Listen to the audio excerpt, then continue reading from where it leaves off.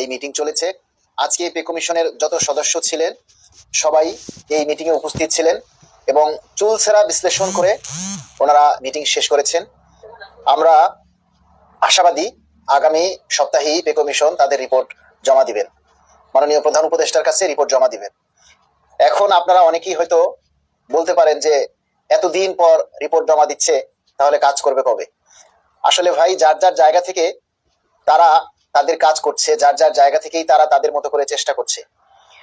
আমরা যেমন অধৈর্য হয়ে যাচ্ছি কারণ আমরা কষ্টে আছি, ওনারা কিন্তু অতটা কষ্টে নেই, যার কারণে ওনারা বিষয়টাকে আমরা যেভাবে উপলব্ধি করছি ঊর্ধ্বতন কর্মকর্তারা সেইভাবে আসলে উপলব্ধি করে না, যার কারণে আমাদের কষ্টগুলি, আমাদের দাবির কথাগুলি বা আমাদের যে কষ্ট হচ্ছে, দিন চলতে কষ্ট হচ্ছে, এই জিনিসটা ওনারা আসলে ততটা বোঝে না।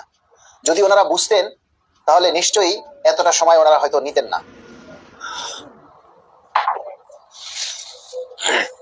এখন আমরা যে জিনিসগুলি বুঝি সরকারি জায়গা থেকে, সরকারের বিভিন্ন যে অবস্থান, মানে সরকারের যে উচ্চ মহল, সেই জায়গা থেকে আসলে নিচের দিকের জিনিসগুলি অতটা বড় দেখায় না। কথায় আছে না, আপনি যদি 10 তলা বিল্ডিং এর উপর থেকে নিচের দিকে তাকান তাহলে নিচের জিনিসকে খুব ছোট মনে হবে।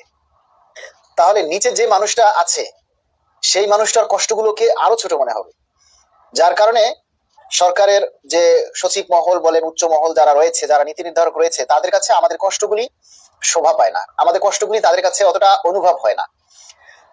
যার কারণেই আর আমরা যে আমাদের কষ্টের কথাগুলি তুলে ধরছি, আমাদের বেশিরভাগ কর্মচারীরাই এই দাবির ক্ষেত্রে তারা অনীহা প্রকাশ করে, অবহেলা করে। যেমন ধরুন, আমরা আজকে 22 লক্ষ সরকারি কর্মচারী, এই 22 লক্ষ সরকারি কর্মচারী ডিফেন্স সহ পুলিশ, র্যাব, আর্মি, বিজিবি, নৌবাহিনী, বিমান বাহিনী সবদেরকে নিয়ে, ফায়ার সার্ভিস সবাইকে নিয়ে 22 লক্ষ।